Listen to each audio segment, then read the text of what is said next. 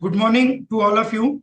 Uh, Very happy Sunday morning today. I hope many people will join in some time. So today we are having a very different topic, that psychology of Gen Z. Recent events, everybody is aware what has happened at Jantar Mantar. Recent few videos has been circulated. So we really have to know about their psychology so that we can help them understand them. For this today's program, we have chairperson Dr. Sandeep Deshpande, who is the owner of Soham Hospital in Nanded. He is a consultant psychiatrist. He's very famous and very friendly. In fact, many Gen Zs go to him in that area, from other areas also. Also, we have Dr. Umesh Nagapurkar, who is a consultant psychiatrist from Nashik. He initially worked as a lecturer in BJ Medical College. Then he is a member of IMA, APA. He was a past president of Indian Psychiatric Society West Zone branch in 2013, 15, 2016 to 18. He was past president of Psychiatric Society West Zone in 2022 to 23. Now he is a central council representative from West Zone. So over to you, sir, Nagapurkar sir, and Deshpande sir. Over to you for further progress of the program. Thank you, sir. Thank you. Thank you, Dr. Shailesh. Good morning, everyone. And thank you, Dr. Shailesh and Rishikesh, for arranging this webinar on a very important topic. It is my pleasure to welcome you all for the today's program on Understanding Mental Health of Gen Z, organized by Public Education Subcommittee of West Zone Psychiatric Society. Gen Z, as we are aware, is a generation that is highly connected to the world, but at times they may feel disconnected from themselves. And as a psychiatrist, our role is not to judge them, but to understand their world, listen to them, and support them. I'm sure today's session will help us better understand their challenges, strength, mental health needs, and I'm particularly looking forward to hearing practical insights that can help not only psychiatrists but also parents, teachers, and society at large. It is now my pleasure to invite Dr. Manjari Deshpande, child and adolescent psychiatrist from Mumbai, to share her insight with us. I request Dr. Sandeep Deshpande, who is going to introduce the esteemed speaker. Over to you, Dr. Sandeep. Thank you, Umesh sir. Thank you, Shailesh, for organizing such a wonderful webinar on this Sunday morning on a very important topic regarding Gen Z's mental health. Thank you, Umesh sir. I have been given the opportunity to introduce today's speaker. Today we are having Dr. Manjari Deshpande, who will be talking on understanding mental health of Gen Z. She is a DNB psychiatrist from India's very well-known hospital at Vijayawada. She has had a fellowship fellowship on child and adolescent psychiatry from NTR University of Health Sciences. She has added 5 branches of India's child guidance clinics across the country in addition to Mumbai branch since 2015. She exclusively practices child and adolescent psychiatry. She has been an extensive trained psychiatrist in various therapies like CBT, DBT, and REBT. She is in charge of the multidisciplinary teams at ICGC. She has been a guest speaker in many national child psychiatry conferences and webinars. She has authorized multiple chapters in child psychiatry textbooks and quoted in newspapers as an expert in child mental health. I now welcome Dr. Manjari to start her deliberation on this very important topic regarding Gen Z. Thank you. Thank you, Sandeep sir, for the kind words of introduction, and Nagapurkar sir for giving insights into the topic. Thank you, Shailesh sir, for coming up with this topic, IPS West Zone Subcommittee of Public Health. I think it's a very important and interesting topic. I deal with a lot of children and adolescents at my clinic since the last 12 years or so. And since then, I have seen a lot of change in Gen Z, in the young population, the way they present with mental health issues. I think one thing is a couple of years ago when I started out practice, if I was seeing teenagers, mostly the parents would bring their teenagers. Teenagers would be pretty reluctant to come in, but parents would see behavioral changes and, bring them in for consultation. But I think today, in the last few years, I have seen the change that teenagers themselves come. They tell their parents most likely, when I speak to the parents first, they say, we don't really know, but the teenager, our child wanted to come and speak, etc. So teenagers are very aware of their mental health. And that has greatly changed the way we look at mental health of Gen Z today. So thank you for giving me this opportunity. This topic is very close to my heart because although I practice child and adolescent psychiatry, I think adolescent psychiatry is what interests me the most. So thank you for giving me this thing. So I'll share my presentation and Shaili sir, you can just tell me if it is clear.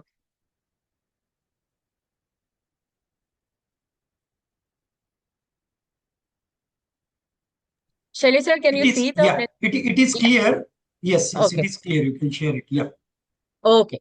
So to start out with understanding mental health in Gen Z, Shaili sir told me the people who are attending the talk would be both psychiatrists and parents, of course. So I've made my presentation in that way. Whether you're a psychiatrist dealing with Gen Z in your clinic, or whether you're a psychiatrist who has a Gen Z teenager, a son or a daughter, or you're not related to mental health but you have a teenage son or daughter, some of these things will probably connect with you, and you would try and at the end of the presentation hope to understand your teenager in a better way. So, I want us to imagine this scene in today's times. A 20-year-old young adult walks into your OPD. As psychiatrists, we are sitting in an OPD. A 20-year-old walks in, headphones on, tired look, with ripped baggy jeans. They sit down on the chair that you offer and they start out saying, "Hi, doc, I think I may have high functioning ADHD and low key depression. I'm looking for someone to low drop on." These are the terms that teenagers use today, and we should be aware as psychiatrists what these terms mean and what is it that they want to indicate. Now, moving the scene to a home when somebody is a parent. This happened recently. I've dealt with this case recently. A parent found out his 17-year-old daughter has been skipping college. He found a lighter in her bag when he was in her room and actually saw cut marks on her hands when they were having dinner. And he obviously wanted to strike a conversation. And she said, "Hey, dad, you don't have a right to be snooping in my room and checking my stuff. You're not going to understand me anyway, so don't try to pretend to help me." I think all of us come across this scenario, whether we are psychiatrists or parents. We deal with these kind of words from teenagers very commonly. So, welcome to mental health in the Gen Z era. Today, we're not only looking at symptoms, but we are navigating digital identities, social media comparison, climate anxiety, uncertain future, loneliness, gender fluidity, and a generation that didn't grow up on playground but online. This is the major difference of how we grew up versus today's generation is growing up. Previous generations hid their mental health struggles. They would not want to talk about it. They would be very secretive about it. But today's Gen Z actually posts about them. They actually post saying, "I'm going to a therapist, I'm taking medication." Gen Z does not just have different symptoms, but they have a very different relationship today with mental health. So, a brief overview over the next 40 minutes. I hope to cover some of these important things. Who is Gen Z? What are the unique traits of Gen Z? If we know them, we'll understand them better. What are the reasons for increasing mental health issues in this generation? Some case examples of cases that I've seen in the clinic. Then, when we are dealing with them, some things that we should know is a little bit about their language, the Gen Z slang, what helps and what does not help while dealing with Gen Z. Parenting Gen Z, my learnings, because I've been dealing with Gen Z, I've learned a lot from them. So, sharing some of my learnings and what does the future hold for us. So a quick look at generation. So each generation spans about 15 years, and there are some things that are unique to every generation. To begin with, one of the oldest generation was baby boomers. That is, people born between 1946 to 1964. That was post World War II, and they were called baby boomers because the soldiers, war veterans, all returned back home, and the only thing was to increase the population that was very scarce at that time. Then came in the Gen X, which is 1965 to 1980. Some of our senior professionals or parents may belong to this generation. They were raised after the war, but after technology society. And they had a work-life balance.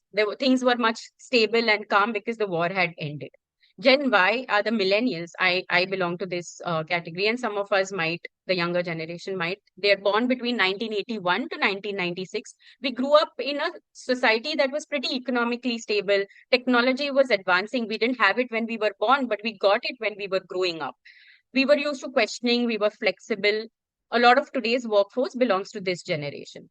The topic of today's discussion is the Gen Z. Those are born between 1997 to 2010. So people who are in their teens or their early adult years.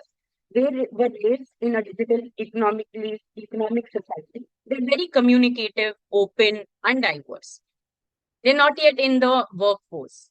Today's newest additions are Gen Alpha and Gen Beta. Gen Alpha is the generation that is born between 2010 and 24. So the younger kids, some of the younger kids that we see in the clinic today, they entered a world that is fully integrated with technology. So they have grown up. Most of us, when we were pregnant, while using technology also, so they've grown up like that. Social media, global connection, or they're called as the iPad kids of today. And Gen Beta is the latest generation, the generation born after 2025, last year. Smart devices and AI. We've moved on from digital to AI now, and they're the generation that is facing the worst consequence of climate change. Now, what makes Gen Z unique? Today, we'll only be speaking about Gen Z, and there is a lot of uniqueness to this generation. What makes them unique? What makes them different? Sometimes we stigmatize this generation or we don't really understand them. But what stands out in this generation is they value privacy and autonomy a lot. They're very socially and politically active. I don't remember being that socially or even politically involved or even active while growing up. But today's you talk to a 14-year-old, 15-year-old, they exactly know about politics. They have a very strong opinion about things around them. They grew up with social media. They're globally connected. It's common to have friends across the globe. They have a friend in the US.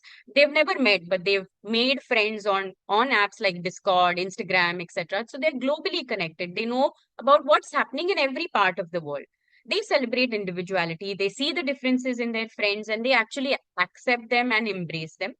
One important thing is they expect fairness. That's why, we mentioned about Jantar Mantar or whatever is happening in the world. They expect fairness. So even if something wrong is not happening to them directly, but to their friend or to somebody they don't even know, but belong to their generation, they expect a lot of fairness. And they don't like hierarchical systems. So I have a lot of Gen Z who will come and say, and hi Manjri instead of hi Dr. Manjri. Earlier, I used to look at it as a sign of disrespect because that's not something we're used to. But now I've understood it's not just disrespect, maybe, but they like it like that. They don't like this hierarchy that is being set in. So a couple of questions to just again know them better. Biggest lie that we've ever heard about Gen Z. I think if your teenager tells you and you ask your teenager, what time did you go to bed last night? And they say they slept at 10 o'clock. That's one big lie. So any teenager who's probably saying they sleep at 10 is probably lying. So biggest lie is regarding their sleep. What do they use more than words is emojis, memes, stickers. So if you look at the chats of any Gen Z, they hardly use words. There is a lot of stickers that convey much more than even 100 words would in one sticker.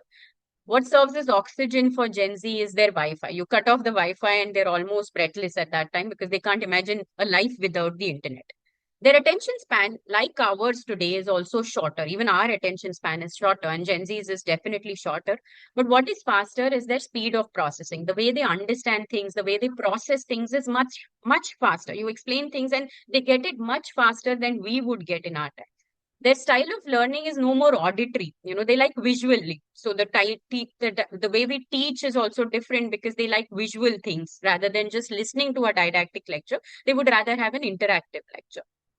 Their go-to for everything we all know is Google. Their idea of romance. In our time, we grew up looking at Shah Rukh Khan and, romanticizing these kind of Bollywood stars. Today, it's K-pop, K-drama, and that's their idea of romance. Coming therapist for Gen Z is Chat GPT or all the AI chatbots. I have a case to share of some of them. I'm sure as psychiatrists, we've all come across cases where they've been chatting on Chat GPT. Their trusted authority figure. Again, in our times, we used to look at teachers, at parents, at relatives. Today, they are, celebrities or Instagram influencers who they trust a lot. And their favorite textbook is, of course, YouTube rather than any textbook. They learn a lot from YouTube. So just to give you an idea that these are the kind of memes that they use in the chats, and it's important that we understand a little bit of their language to connect with them. So this is an example of a chat. The mother is typing in words and the teenage daughter is just throwing in some stickers. So the typical chat all means 0 words. So it's important to understand what they are trying to communicate. So coming to mental health in Gen Z, 65%, these are some statistics of late, that 65% of Gen Z report at least one mental health problem in the past 2 years. This statistic was lower for all older generations like millennials, Gen X, boomers. They had much lower, 51 to 14%, while today it has risen to 65% in the Gen Z. Almost half of people between 12 to 26 on some questionnaires, they often or always reported being anxious. So anxiety is extremely common, and some of them reported feeling depressed. Figures were even higher for females, adults, and LGBTQ plus adults. So again, coming to mental health, India prides itself in calling itself a young nation. We call ourselves as a young nation because we have a lot of youth. This population is particularly high. Indian youth ranked 60th out of 84 countries in a survey of mental health, which is very, very low, 60th out of 84 countries. And the score that was taken to do this survey was called as MHQ score. MHQ is simply, can you handle life? So for the Indian youth, it was 33. That is for people between 18 to 33 years. While for people above 55 years who've grown up and who are senior, it was 95. So this generation, this age group, particularly between 18 to 33 years, definitely finds it difficult to handle life. We will look at some of the reasons for this in the next few slides. So what are young Indians actually struggling with? Young Indians are struggling with emotional regulation, focus and attention, handling stable relationships, recovering from stress. If we look at the Gen Z that we see in our clinic today, I'm sure we can relate this very clearly. It's either emotional regulation, academic issues because of focus issues, not able to sustain in relationships, or not able to recover easily from stress. Just to give you an idea, a lot of young Indians are consuming ultra-processed food, and the average Indian now gets a smartphone by 16 years, and now it's even earlier. I know of 10-year-olds, 12-year-olds getting smartphones. So Gen Z and mental health in India particularly, again, 2025, that is a last year survey, said that 33% of Gen Z live in constant anxiety about the future. And a lot of them have struggles about their career. A lot of them have struggles about their own identity, some things that are changing now. So 54% reported stress, anxiety, depression. 45% of them struggle with perfectionism because how I appear on social media, how is my photo on social media? That's the kind of anxiety they suffer with. 36% of them feel burdened by academic and career pressure. This was, of course, there in our times also, but there are a lot of factors that's making it worse today. 31% are confused about the gap. There is a gap, the way they live their life offline and the way they portray themselves online. There's a lot of gap. So the paradox of this generation is they're empowered by technology. Yes, they learn a lot of things from technology. Their lives have changed. However, technology itself is become a burden. So they're burdened by the technology itself. So the digital age is definitely taking a toll on Gen Z. So why are mental health concerns rising in Gen Z? Some of the factors that I could put together after speaking to a lot of patients in this generation are constant screen exposure, social media pressure, academic and career stress, lack of emotional support, identity and peer pressure, post-COVID impact. Obviously, post-COVID, I think all of us would agree that the mental health scenario completely changed post-2020. Misinformation about mental health because they're Googling, they're looking up on Instagram, a lot of misinformation that they may have. Too much information at a very young age that they can't really handle, they need not know at such a young age. So much time online has led to a reduced social connection in real life. So they're not even sure how to interact in real life. And uncertainties about the future because the traditional careers, etc., are changing. So they're very uncertain about what the future holds for them.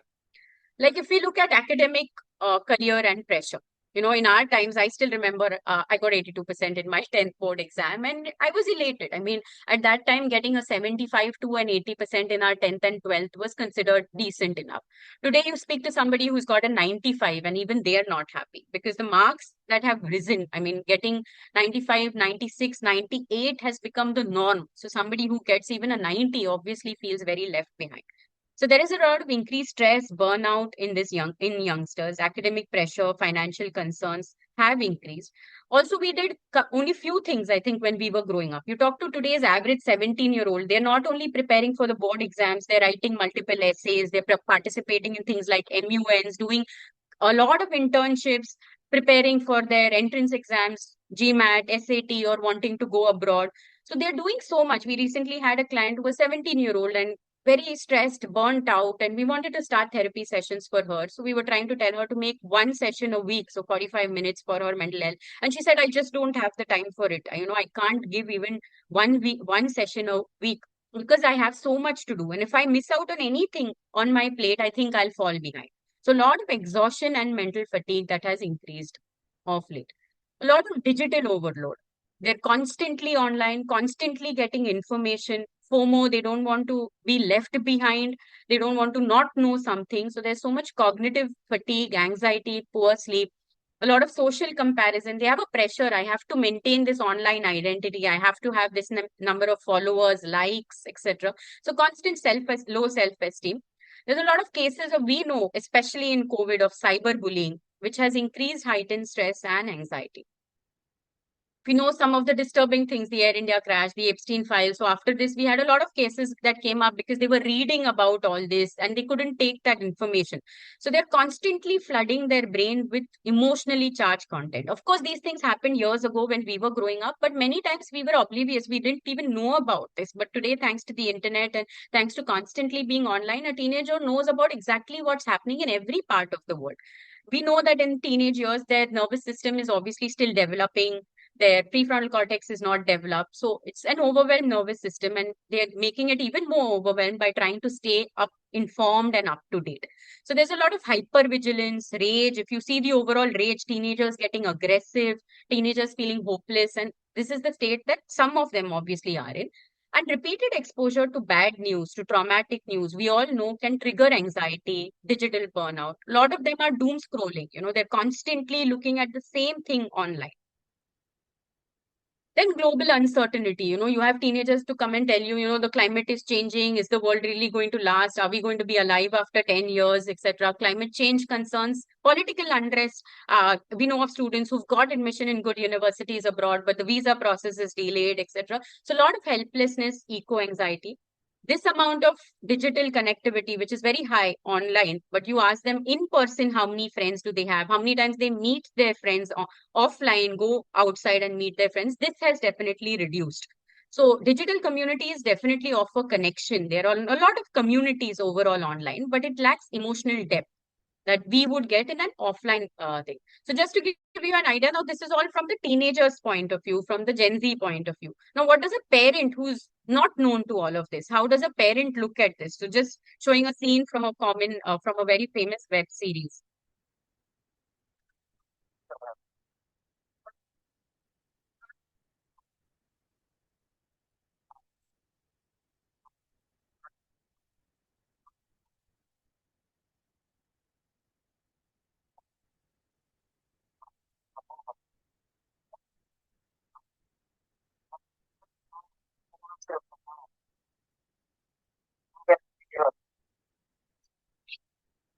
So just, this is what parents can't really understand. Something is happening somewhere else in the world. Why is my teenager getting so obsessed with it? My teenager doesn't even belong to LGBT community because they've said so. So why do they feel so strongly for this community, or why are they such strong advocates for all these things? So coming to the common clinical themes in Gen Z, we see a lot of anxiety spectrum, social anxiety, not able to make friends in real life, panic, performance anxiety, emotional dysregulation. Teenagers come with intense emotions, mood swings, low mood. Fatigue is a very common presenting symptom in teenagers, constantly feeling tired. Academic burnout because of exhaustion, constant fear of failure or not doing well enough, not doing enough. identity confusion, typically beginning at 14 to 18 years. Who am I? What am I doing in this world? They keep comparing themselves to other friends, especially online, and constant feeling not good enough. Lot of distractibility, after spending 2 3 hours on the phone, if they try to study, obviously distractibility is going to be very high. Most teenagers today suffer from the excess exposure to screens. A lot of teenagers coming with headache, fatigue, somatic complaints, and fear of rejection. These are some of the common themes that we see. So insights reveal definitely growing mental health struggles, increased loneliness, and rising economic stress in this generation. So for this Gen Z, a sense of control and fairness, which we know are important for happiness, they are becoming out of reach. Things are out of their control. Things are not fair enough. So that's why most of them are feeling a lot of helplessness and angst within them. Also, the pandemic has delayed milestones. So, at our age, obviously, the generation 2025 get married, 25 to 30 have kids, etc. Today, you ask a 25-year-old, 27-year-old, they definitely don't feel prepared, not for kids, not even for marriage. So, socioeconomic pressures have reshaped the traditional life milestones. Most of them stay in their family home longer. Marriage has been delayed, parenthood has been delayed, home ownership is no more important for them. So terms like DING, double income, no kid, single income, no kid, or double income, no kids with a dog. These are terms that are becoming more and more common that we should be aware of. So some cases that I have seen in the clinic and that stood out and that really helped me to change the way I think about Gen Z. 13-year-old female middle school student presented with loneliness, anxiety, low mood. Parents came in emergency, wanted a immediate consultation because they happened to check her phone one day and they were alarmed to see that she was spending hours and hours. They thought she was playing initially and then they realized she's only chatting on ChatGPT, venting about her feelings and getting some help from ChatGPT. Only then they realize how serious this is. So she used ChatGPT daily for venting and support, and she had stopped interacting with friends, stopped interacting with parents. And when I asked her, how do you do this, etc., she said, every time I tell my parents something, they have a solution. ChatGPT makes me feel safe because it validates whatever I'm feeling. So AI is definitely becoming a new emotional coping tool for teenagers and young adults. I had this really interesting case, and IIM Jammu. He completed his graduation from IIM Jammu, and obviously you would think he would be elated. I'd seen him post 12 standard, and then he completed his graduation and came, and I was so happy, thinking that he's all settled and he's going to be really happy. And he came in as though the world had fallen on his shoulders. So I asked him, "You just completed. What is the worry?" He said, "What is good in today's times? AI is going to wipe out my job. I don't know for how many years I'll have a job because AI is definitely wiping out jobs." When we spoke about personal life, he said, "Do you know?" And he was somebody who had done in-depth study. So he gave me statistics for all this. And he said, "Do you know the amount of divorce that is increasing? Why would I even think of getting married? Climate change." He said, "So many changes are happening. We're going to die soon. So I don't even know the point of trying to do anything. Homes are difficult to buy in Bombay. I will have to keep staying in my parents' house." Although he was a little socially awkward. So he said, I don't fit in. I don't like being on social media. So obviously I don't know what's happening. So he kind of came with this doomsday thought, the world is doomed. You see, we did a lot of therapy, spoke to him, started him on medication, but these are kind of real life problems that they seem to be facing. We all know the Ghaziabad tragedy that happened in Feb in this year, where 3 minor sisters, 12, 14, and 16, all jumped to death in a city in Ghaziabad. They were not attending school since the COVID pandemic, and they were highly addicted to this game called Korean Love Game. And for the last few days, the father had restricted them from using their phones, where we know that they climbed onto a chair and jumped one by one. So K-pop, K-drama, definitely, K-pop stan, so not even fan. Stan is another level of fanness that they will come in. So this has become very common in India, especially since 2020. And these communities offer a lot of support for these young teenagers. We have cakes, we have their birthday parties in the theme of K-pop, etc. And these stories connect with the Gen Z because they are very emotional in nature. But at what cost? There is so much addiction and compulsive behavior. body dysmorphia. If you see the heroines in these K-pop, K-drama, they're extremely hourglass figure, plus very good skin, etc. So that's what the teenagers compare to. So unrealistic beauty standards, social emotional withdrawal because they spend a lot of time watching these series, financial stress on parents to keep up with this for the products, etc.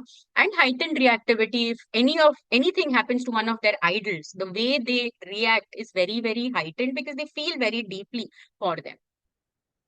So again, these are some things we should know because this is really happening in the world around us.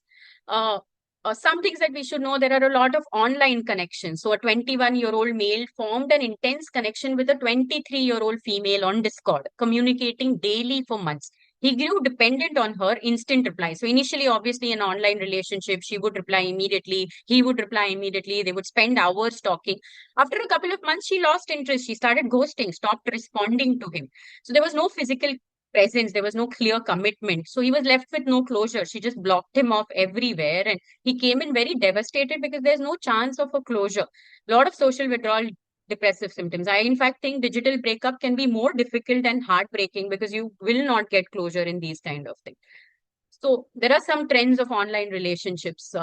So, they idealize the online partner a lot. They spend so much time in the online relationship that their real world social skills go for a toss.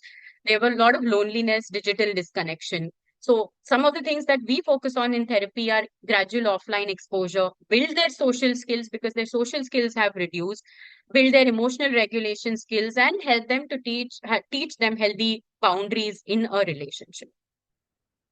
Again, gender diversity in Gen Z is something we should know of. Visibility is not pathology, it's identity finding a voice.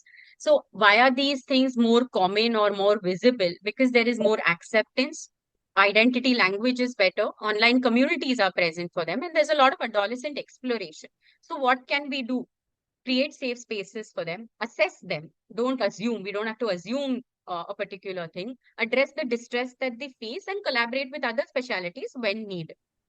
So some of the things in today's population, one thing is to ask them how they would like to be addressed. So she, her, he, him, or they, them, like in the video, these are pronouns that they like. So whether the pronoun preference is to be asked for. Again, it's just identity finding voice. It's not necessarily a pathology. So can we look at it as mental health has been glorified or it has increased? Social media has definitely played a major influence in self-diagnosing. Very common to come a teenager, young adult coming and telling us, I have ADD, I've done the ASRS online and I want methylphenidate. So self-diagnosing mental illnesses, romanticizing these struggles at times. Online trends have increased self-diagnosis and mental health conversations have actually been normalized, through memes, TikTok videos, but we don't know if they've gone too far, in fact, and whether this generation is glorifying. Some of the therapy trends that I see in this Gen Z is, I want to do therapy because everybody is doing it. My friends are doing therapy. My friends are on medication, doc. So I also want to do therapy. So therapy is cool. I think most of my friends are doing. I feel I'm missing out if I'm not in therapy. Or a teenager comes and says, I definitely have ADD. You need to start me on medication. So obviously what we need to do is validate, but also explain to them that this could be stress. Academic burnout leads to anxiety. Anxiety leads to poor sleep. Poor sleep leads to screen overload. And maybe that's the reason they're not able to concentrate. So more than a label, I think what is important is to find balance and well-being in this generation. So till now, I spoke about their concerns. Now, the last 15 minutes or so, I'll go into how do we actually help them, how do we actually understand them, and how do we actually practice them, whether we are parents or whether we are professionals in our daily lives. So a little bit of their language. We may not understand everything and we don't need to. We don't need to sound fake, but some of the common things that we need to, brain rot, spending too much time, slap, something that's amazing. So mentee B, doc, I'm having a mentee B. Initially, I didn't understand that it meant I'm having a mental breakdown. So kind of trying to understand them, but not sounding fake at the same time. So this generation is definitely more open, more accepting. They're validation seeking. They want validation. They're very emotionally aware of what is happening around them, what is happening within them. They are they are seeking help, but they're very cautious also. They come in for therapy very willingly, but they're a little cautious when they are seeking help. Should I trust this therapist? Can I trust this doctor? Will everything be told to my parents? They have come in with a lot of digital influence and they already have a lot of information, maybe misinformation. They're very hopeful about taking help, but they're impatient. Sometimes they want quick results. So Gen Z approaches mental health with openness, emotional literacy, and a strong desire to be understood, something that might stand out different from the previous generation. This offers us opportunities because we can definitely help them, but also clinical challenges because we need to really get into their shoes and understand them. So are children becoming difficult today, or are they growing up in a world we never had to navigate? So, our times, outdoor play, face-to-face friends, family time, simple joys in reading, etc. Today's generation grows up with social pressure, screen overload, information overload. So coming to parenting Gen Z, I think first we must understand the generation we are parenting. This generation is shaped by its world, the society, the technology, the cultural things that are happening. And most important, they are a digitally native generation. So what is today, if we think of it, what is different from growing up today versus in our old times when we grew up versus our kids are growing up in a generation, what is different? So, typically outside play has been replaced by online play. One TV in the house are our times. Today, every teenager or young adult might have a personal screen. We had very few sources of information. Either you check in your books or you check with your parents. Today, they have unlimited information thanks to the internet. Our comparison used to be with our classmates or with our friends or with relatives. Today, they are being compared to the entire world. They themselves compare with everybody around them. Boredom was normal. Our time, it was normal to feel bored. Today's kids get bored, they can immediately click on their screen. And the mistakes that the generation made previously were private. Not many people would know about their mistakes. Today's mistakes actually become digital footprints and they stay forever. So we keep asking, why are children today so different? Perhaps the better question is, how can they possibly be the same when everything around them has changed? How do we expect children to be the same that we were when we grew up? So some parenting tips I would say is digital literacy for parents, as in we need to understand their digital world a little, what games they are playing, what kind of things they are watching online, rather than focusing only on the time, but what exactly.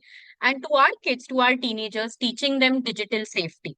What is online safety? What are digital etiquettes? What should you post? What can you not post? So responsible technology use, talking to them about cyberbullying because this is becoming increasingly common, and helping them to maintain healthy online boundaries. So again, most parents ask me this question, how many hours can my child be online? That's a very important thing, but I think more than how many hours, the other questions that parents need to ask themselves is, what is the child doing online? Is the screen use affecting my child's sleep? Is it interfering with school, work, or daily functioning? Is it affecting his mood or relationship? Is it replacing their hobby? So earlier would play, would go for piano class. Is it replacing all this? And is the technology being used for connection, entertainment, or as an escape? Because many teenagers, young adults are seeming to use it as an escape. So the goal is healthy digital habits, not simply less screen time. So the paradox is, we tell our kids, when I was your age, we played all day, and the teenager says, oh my God, you survived without Google Maps. So we had different childhood, our worlds were different. Today's kids definitely have different worlds. So most important to pay attention to the mental health and well-being, because of all that we spoke about, yes, this is the reality and we need to understand the kind of world they are living in. So take their concerns seriously. We can't dismiss it when our child talks to us about their mental health. Most important, listen without immediately judging or correcting. When I generally ask teenagers when I'm doing therapy, and I ask teenagers, what is that one thing you would like your parent to change? And most common answer is, every time I try to go to my mom or my dad and I tell them some problem that I'm facing, they immediately correct me or they judge me. So I just want them to listen. I don't want a solution. They just want to be heard. Keeping the communication open, encouraging emotional expression, and urging them or taking help yourself when things are going wrong, and creating an emotional space at home where they feel open and comfortable.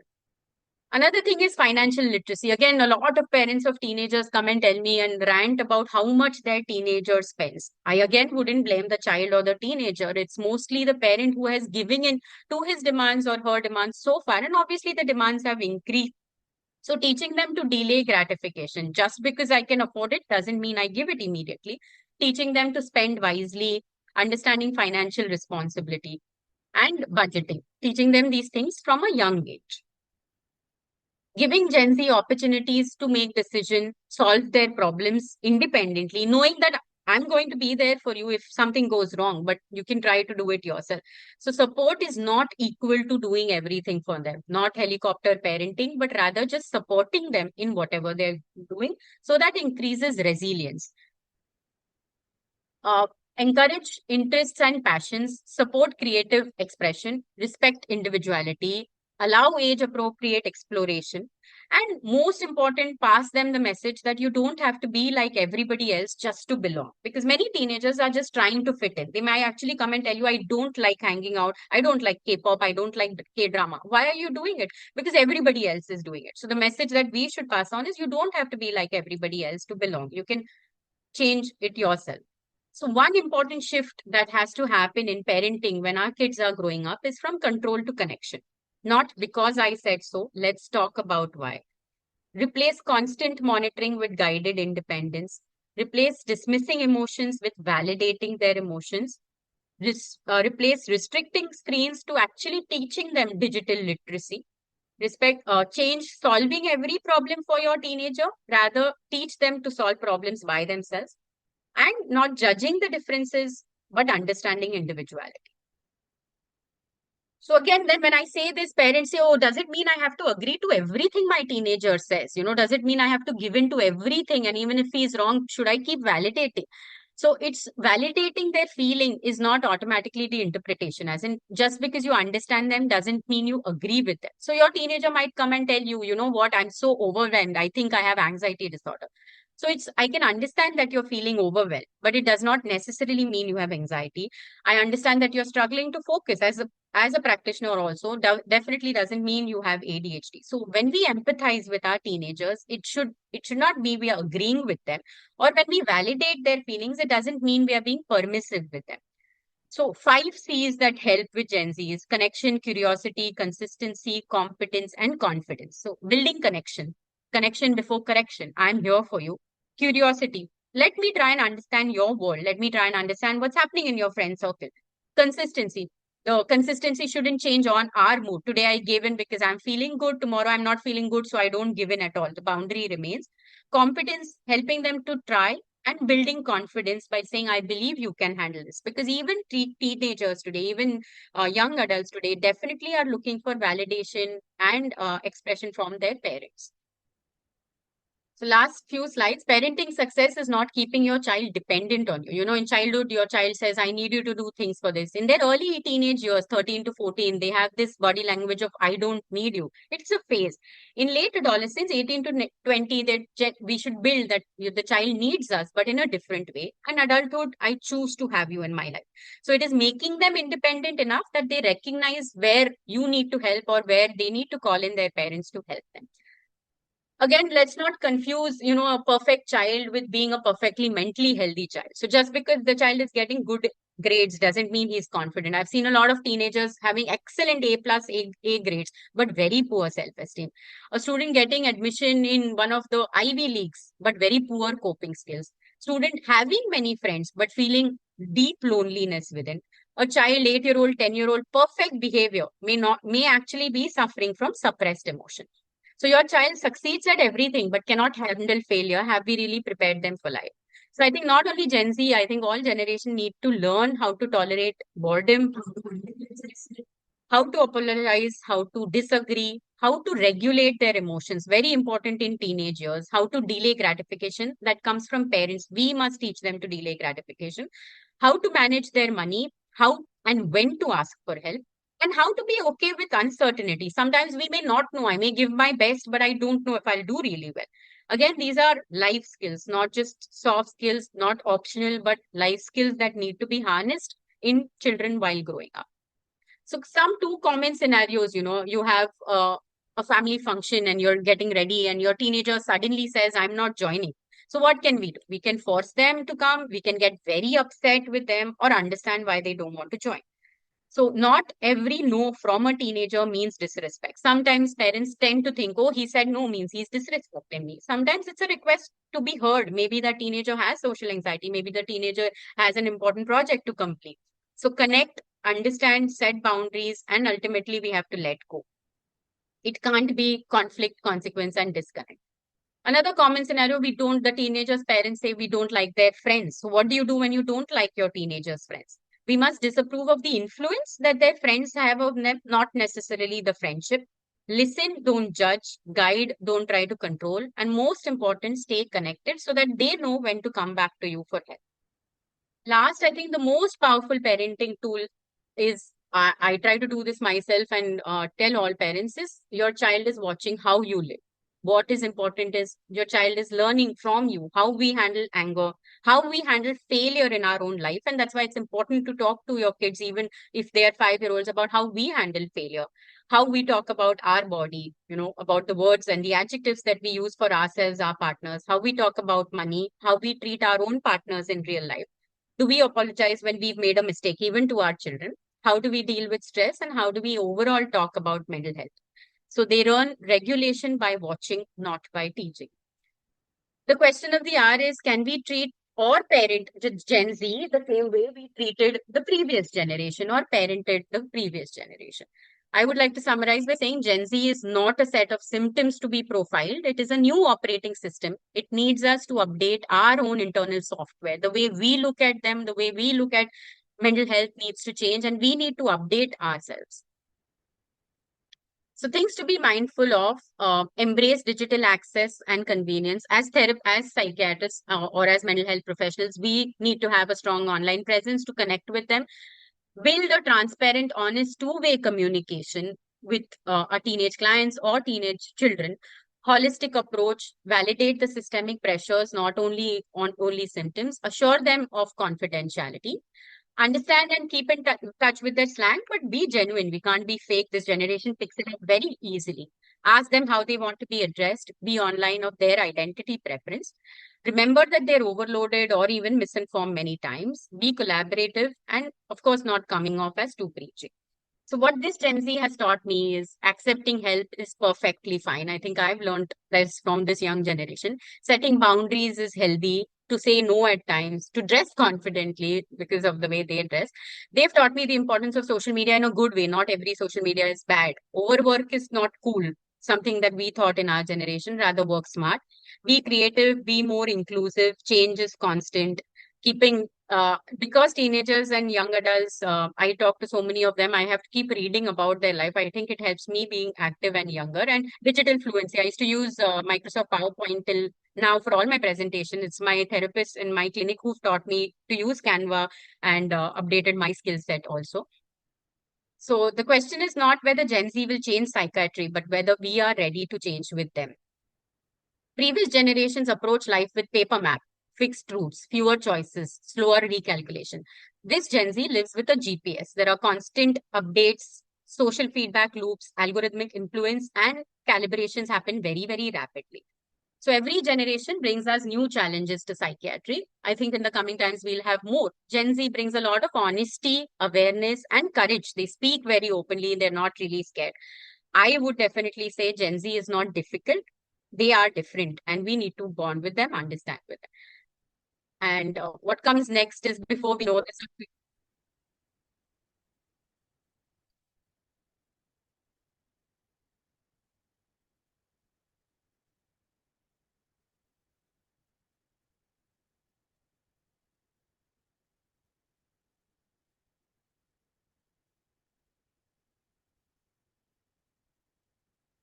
just for context, this is my 7-year-old son, and he came a couple of months ago when this was trending, and he kept doing this 6-7 at home, and I didn't really understand. And he told me it's trending in school. He was only 6.5, I think, that time. But then that same week, I had a 6.5-year-old to see in the clinic, and I couldn't, for some reason, she wasn't opening up, and I just randomly did 6-7, and she immediately smiled, and she said, "Oh my God, you know this." And then she started slowly opening up. So maybe a small thing like that, actually understanding their world, what cartoons they're watching, what series they're watching. Maybe one sentence from there helps them to understand that I can trust this person. I can actually open up to this person. So that brings me to the end of my presentation. Thank you. Excellent presentation, I must say. So many things we have been cleared how to deal with them. We'll take some question answers. I request Deshpande sir to read some of the question answers so that Manjari can answer them. Oh, yes. Thank you, Dr. Manjari, for a lucid presentation she had. There are few questions which are coming. Are Gen Z more inclined towards early retirement, hype instead of taking challenge in the career? So Yes. Yes, sir. Yeah, I think a lot of Gen Z today, we don't know what will happen when they're actually towards the end of their retirement, but you have a lot of teenagers or young adults coming and saying, you know what, I'm just going to work till I'm 30, 40, I'm going to make a lot of money and then I'm going to just chill in life. So what will you do? I'll pursue my hobbies, because at this point of time, they seem to think that money making is very easy. In 10 years, I can build enough money to last for me for lifetime. We actually don't know, and generally I would just tell them, okay, let's take it as it goes. We don't let's see what happens right now. Let's focus on what you're doing and then we can see ahead. But these are some things that they may believe when they are 18, 20, when they're all fired up, but maybe things will change, and if they get into something that they like, they may probably not want to retire that early. Okay. One participant, she asked how to approach a self or Instagram diagnosed Gen Z. Yes, so I think this is very common. Like I quoted one of the scenarios also. I have ADD. So Instagram or Google self-diagnosis comes, they already have prepared. So one common thing is generally first we listen to them. We ask them what they know, what they don't know, what are the things they understand about ADD. And then we can say, yes, I understand that you've read up all this. And then we can tell them the truth, the facts, and share some real scientific data with them. And that sometimes helps, because they've definitely come in probably looking even for medication, because they're giving their 10th board exams and they want to certainly get very, very well prepared. So we kind of then speak to them about ADD, or about first manage their sleep cycle, manage their daily life better, and then we can obviously look at diagnosing, or we can obviously do a couple of tests that will help us to understand whether the child is really suffering from ADHD. Okay. And now whether I should take this as a question or a comment. One participant comments, giving the technology, internet, etc. as a sort of reason for it. A common argument by Gen Z or generations to come is that we didn't ask to be born. Technology and everything is the result of millennials, Gen X, and other hard workers. So don't you think we paradoxically pathologize everything?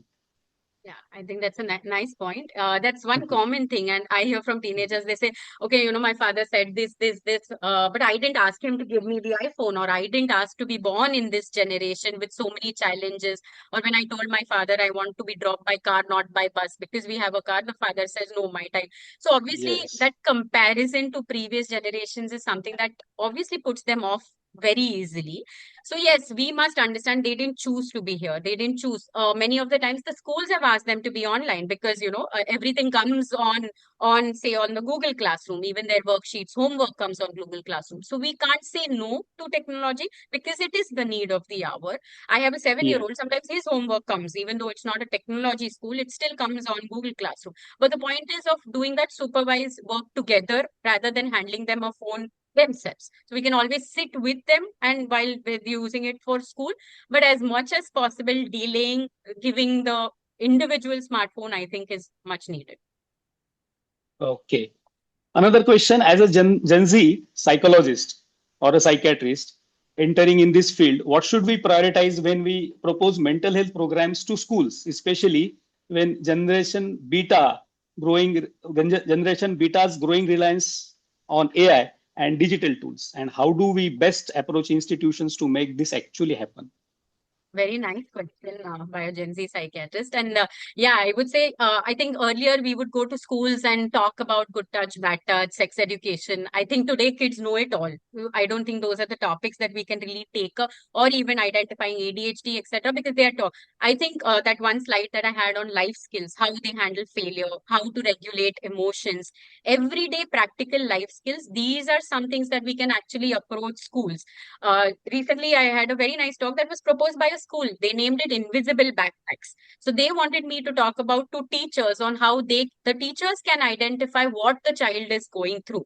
So talking about these kind of things to schools and helping teachers to understand the mental health, not just mental health disorders. I think our time we used to talk about disorders. I think today talking about general mental health, inclusivity, this has become important because we do have children with special needs also in mainstream schooling. So talking about these kind of topics will be more useful. Okay. After lot many talk on this kind of media and internet, one question is regarding schooling and education system. The participant asks whether a child under this education system have a significant impact on their mental health. On which kind of education? I didn't say the question. School board or education systems. Yeah.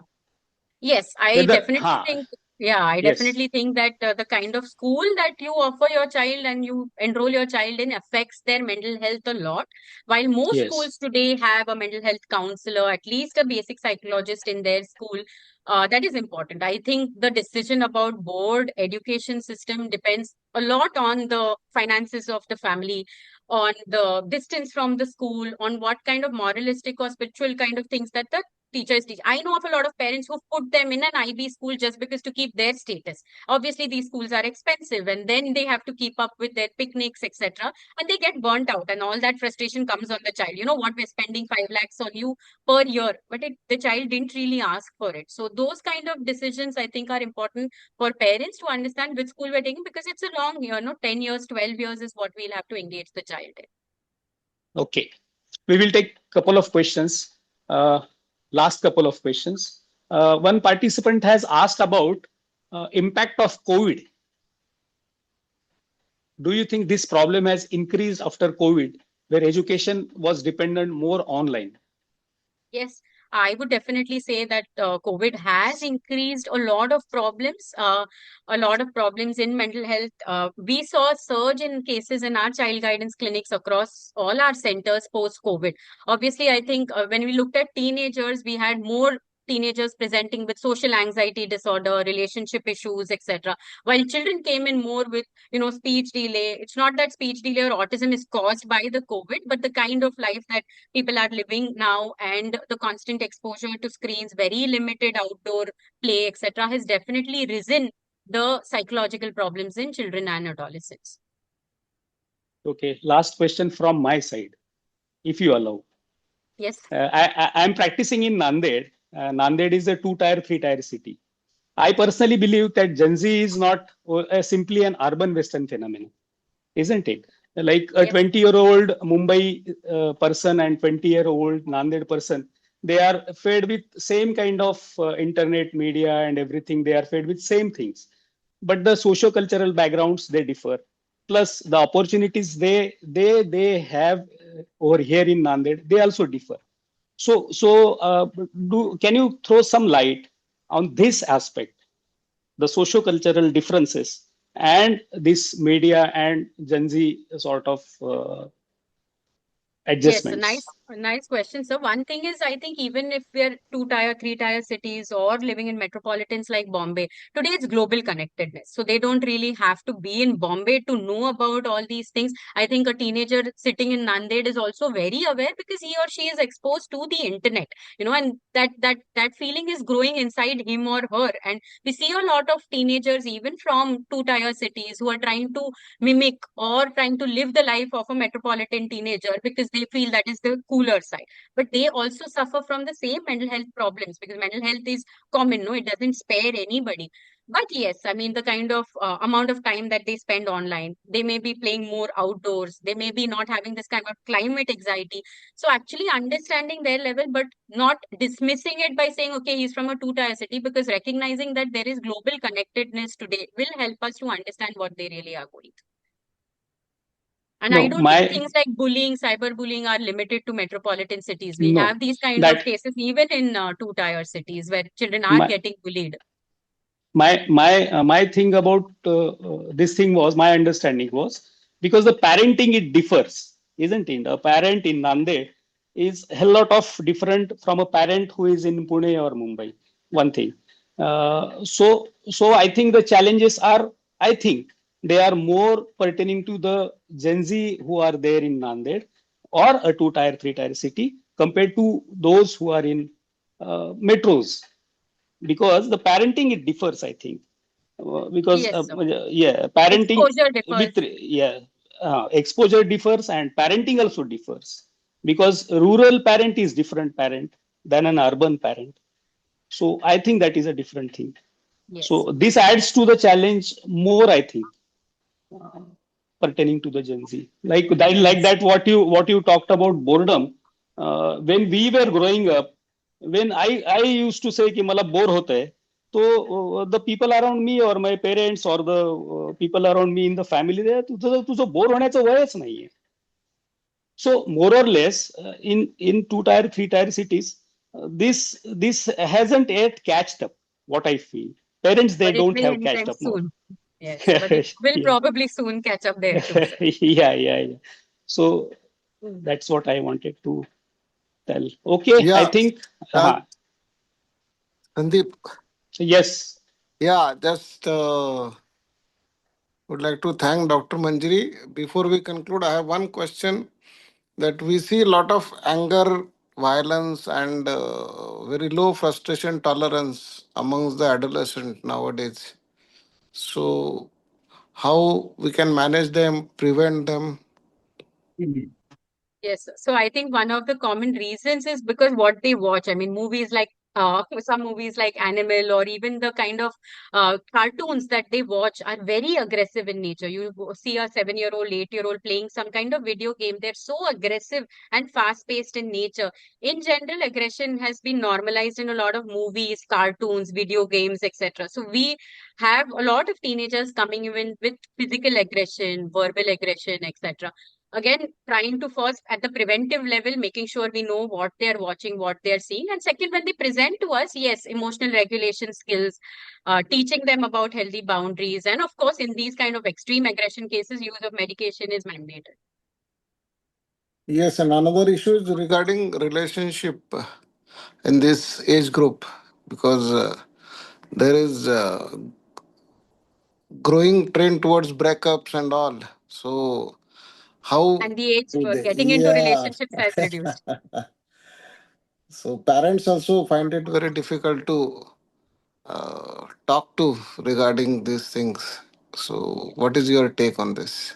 Very common to have a 12-year-old coming and saying, you know what, my boyfriend broke up with me, and how much ever they try to explain. So again, we teach like it's important to have conversations. Most important, teach them boundaries, because whatever we do, they're not going to listen when when we tell them don't get into a relationship. This is not your age. That's not going to work. But rather, focusing on prevention, what could go wrong, teaching them about relationship boundaries, like not to get too involved, have your healthy set of friends, have your hobbies, interests. The relationship is a part of your life. So explain using the pie chart that the relationship can be a part of your life, because teenagers often mistake and say this is my entire life, and that's why when a breakup happens, it becomes so difficult for them. So gone are the days when we can say, you know what, it's not your age, you can't be in a relationship. Rather, we focus on what could go wrong and how can you handle yourself, knowing that the parent, giving them that assurance that the parent is always there to lean on if things go wrong in their friendship or relationship. Yeah. Thank you. Thank you so much. Manjari, excellent presentation, definitely. One last question I want to ask you. Of course, you see a lot of teenagers, all these Gen Z and Gen Alpha. Can you give us few tips to all the psychiatrists here, how you connect with them in initial 4 or 5 minutes when they come to you? Yeah. So initially, like I said, first, generally, I ask them how they would like to be called.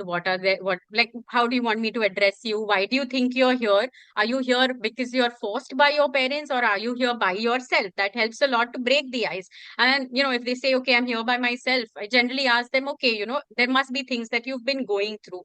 So would you like to talk about it? Not necessarily the first session, we have to know everything. So giving them the confidence of confidentiality, obviously telling them when there is self-harm, I will talk to your parents, but otherwise the things will be confidential. Most important, telling them about the non-judgmental approach or the non-biased approach, and telling them nothing is big or small. You can tell me anything or everything. This is something I tell teenagers, that you don't have to think of it as a very big thing. You can tell me the smallest of things that bother you, because they definitely bother you. So it's important that you tell me, and we will slowly make a hierarchy or understand how to help you. And I also tell them that this will not be a one session thing. This will go on for some time, and you're not here for a disorder specifically, you're here for mental wellness, and then explain to them about mental wellness. I think that generally helps with teenagers. Thanks a lot. Harkishan, I request Harkishan Mamtani to propose the vote of thanks. Yeah, thank you so much. I think thank you to Shailesh sir for giving me this opportunity.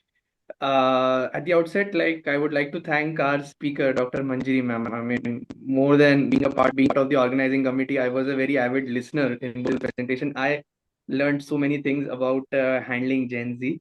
So thank you so much, Dr. Manjiri ma'am, for sparing time on a Sunday morning. And I could see the number of participants remained constant throughout the talk. So that speaks volumes about how you engage the audience. Also, the chairpersons, senior psychiatrist, Dr. Nagpurkar sir, Dr. Deshpande sir, again, from their busy schedule, they took out their time. So thank you so much. Thanks to the office bearers of Psychiatric Society of West Zone for enabling this. Thanks to the technical team who, facilitated this very smoothly. And finally, I mean, last but not the least, as they say, thanks to the audience, the large audience who joined in on a Sunday morning. I really hope this was a useful session. We should have a recording of this as well for those who are not able to catch it. They will be able to see it on YouTube. Thank you once again, everyone. Thank you. Thank you, everyone. Good day. Thank you. We'll end the Thank you. meeting now. Bye-bye. Thank you so much. Thank you. Thank you. Bye. Bye. Take care. Have a great Thank you. Sunday. You too. All of you. Bye. Thank you. Bye-bye. Bye.